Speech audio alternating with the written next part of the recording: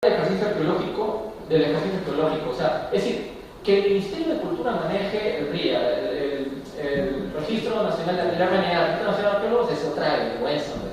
¿Cómo es posible que el ejercicio de la profesión esté sujeto al Ministerio de Cultura?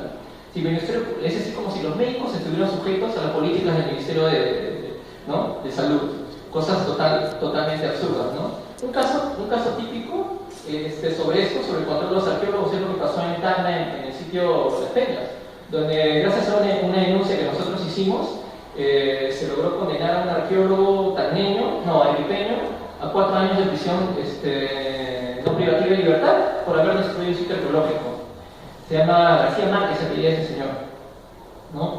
Ok, ese señor opera tranquilamente y sigue trabajando como si no hubiese pasado absolutamente nada, a pesar que fue condenado por haber destruido un sitio arqueológico. ¿El Ministerio de Cultura dice algo al respecto? No, por supuesto que no.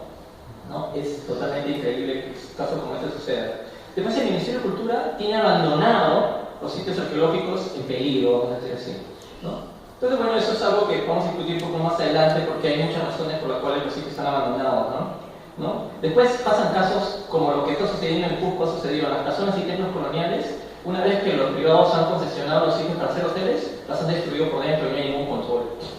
Absolutamente no hay ningún control en casos como esto.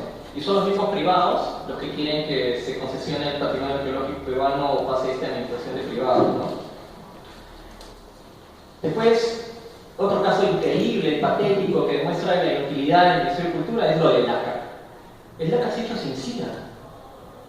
Ya todas las ediciones, son como 5, creo. Y el DACA es una de las actividades absurdas, porque el Estado tiene que pagar varios millones de dólares a esta empresa, a Mauri S.A., a Mauri Sport Organization, tiene que pagar varios millones de dólares para que el DACA se haga en el Perú.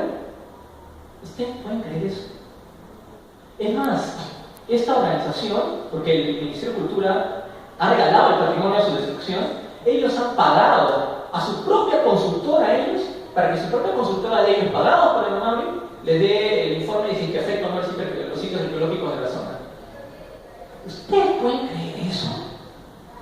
Es espectacular el nivel, no sé cómo decirlo, de mediocridad, brutalidad, conveniencia que tiene el Ministerio de Cultura frente a algo como el DACA.